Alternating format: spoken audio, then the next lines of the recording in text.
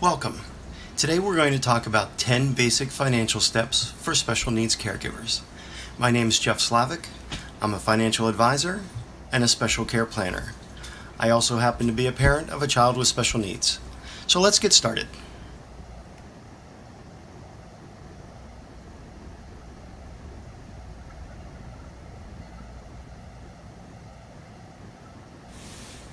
We will discuss a 10-step guide to prepare for the financial future of your dependent with special needs.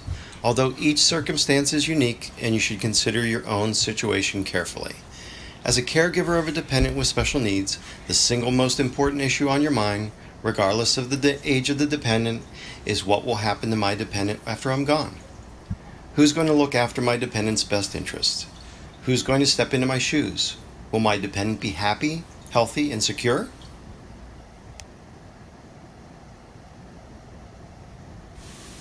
Step 1. Plan for the future. Plan for future medical, educational, and housing needs for your dependent. Start by thinking about what your dependent's needs will be in the future and develop your financial strategy based on these projections. Will they need weekly or daily medical treatments? Will they need funds for college?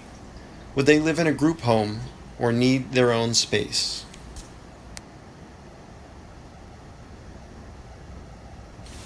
To continue to receive federal aid, dependents with special needs cannot have any assets in their name, such as cash, art, jewelry, that is worth more than $2,000. Check with close friends and family to see if they have designated your dependent to receive any inheritance or insurance benefits from their estate. If they have, it's important that they leave this amount to your dependent's special needs trust. Don't let well-intentioned friends and family unknowingly cause the dependent to lose access to valuable resources. Also, don't forget to check your own beneficiary designations.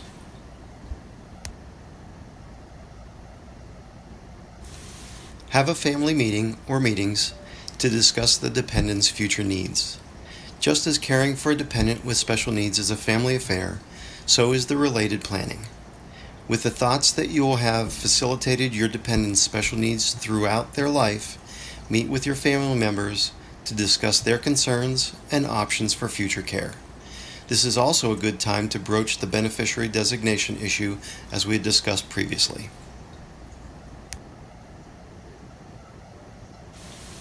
Contact local nonprofit organizations for additional resource support. Your local nonprofit may be able to provide resources that can help with the planning or that supplement standard services provided by government agencies.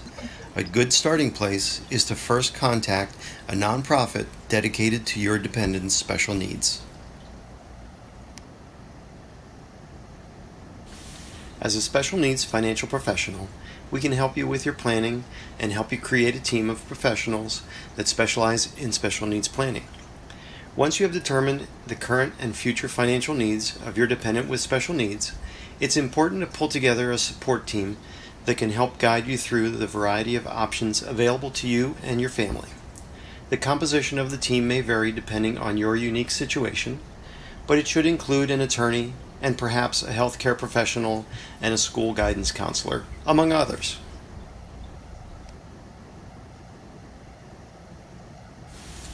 Government benefits such as Medicaid and SSI, which can be found at www.ssa.gov, may help provide for your dependent's needs in the form of medical treatments and supplies, equipment, financial assistance, and more. Visit your local Social Security office to find out what benefits your dependent may qualify for. Call or visit their website first to find out what documents you should have with you when you plan for your visit.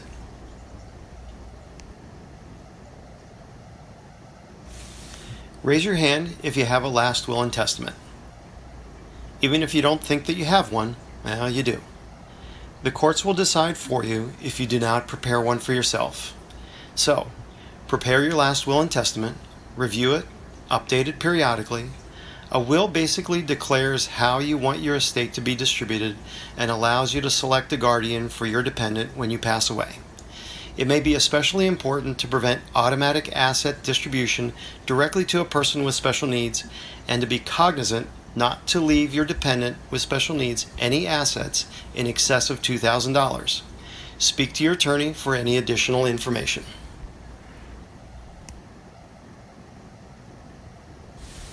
A special needs trust allows caregivers a way to provide for their dependents' care and quality of life without disqualifying them from federal assistance. Trust can be set up either funded or unfunded and must be overseen by a trustee, often the dependent's caregiver and/or a bank trust officer. Funds can be contributed to gradually over the years, or the trust can be designated as a beneficiary of an inheritance or of a life insurance policy. The money in the trust must be used to enhance the dependent with special needs quality of life and can help to supplement, but not to supplant, standard services and benefits provided by government agencies. A special needs trust can provide special medical equipment, eyeglasses, even a trip to Disney with one caregiver. Assets cannot be given directly to the beneficiary, and assets must be paid to a third-party provider for the benefit of the person with special needs. All family members must be made aware of the Special Needs Trust once it's drafted. Gifts, well-intended relatives, etc. Make certain that the attorney you use to draft the Special Needs Trust has real expertise in special needs planning. I can provide you a list with qualified attorneys if one is needed. Caregivers must apply for guardianship or conservatorship to maintain legal control over financial and healthcare decisions once a dependent has reached the age of 18. This can take up to a year in some states, so it may be best to start this process early. There are different levels of guardianship and conservatorship available depending on the dependent's capabilities and needs. For example, a limited guardianship could be solely for financial or healthcare related decisions. Guardianship issues in most states, the law presumes that people over the age of 18 are competent, meaning they are able to make their own decisions about what is best for them on a daily basis. Guardianship is a very personal issue. Each family will have their own feelings regarding this topic. Guardianship needs to be appointed and approved by the state probate courts. Rules will vary from state to state. It may be a good idea to have successor guardians appointed at the same time as the primary guardians. Guardianship is not an all or nothing situation. Limited guardianship provides limited power over property or a specific subject matter. Other options are available, such as advocates or representative payees. For example, representative payees receive monies on behalf of the disabled person. Again, this is a very personal issue, and every family has to make their own decisions based on their own situation.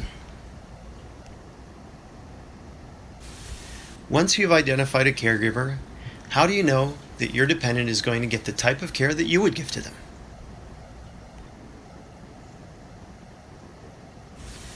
One answer is a letter of intent.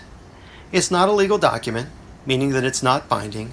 However, it conveys your thoughts, dreams, and feelings regarding the care of your dependent. It describes a day in the life of your dependent, their likes, dislikes, routines, favorite foods, thoughts on religion, dating, so on and so forth. Even things such as social interests, like my son loves to go to a basketball game every year. It lists the doctors that you like and those that you would never go to again. It lists medication, therapists, services that they receive on a regular basis. We can help you create one. I've seen all types, from long to short. Most are written, and some are in a video format. It just depends on what's right for you. So, how do I get started? There are two types of estate planners, legal and financial. Most legal estate planners will direct you to a financial professional first, in part because it's critical to determine what is needed prior to the trust being drafted. We can help in a variety of ways. Special care planners are specially trained to work with families and caregivers of dependents with special needs. In fact, many of us are parents, like myself, of children with special needs and understand what caregivers need to plan properly. Our special care planning team works closely with local attorneys who specialize in special needs planning and have relationships with nonprofit partnerships who can assist families with their planning. We also offer a variety of special needs trust funding options to meet a variety of needs. In summary, we can help you find quality professionals to assist you and your family. When it comes to your dependent, we understand that you are the expert.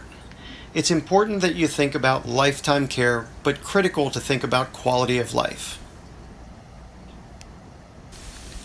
Lastly, thank you. Thank you for taking the time today to help make your dependent's future more secure. This is Jeff Slavic, financial advisor and special care planner. Please reach out to me or our team at any point in time. We're happy to help. Have a great day.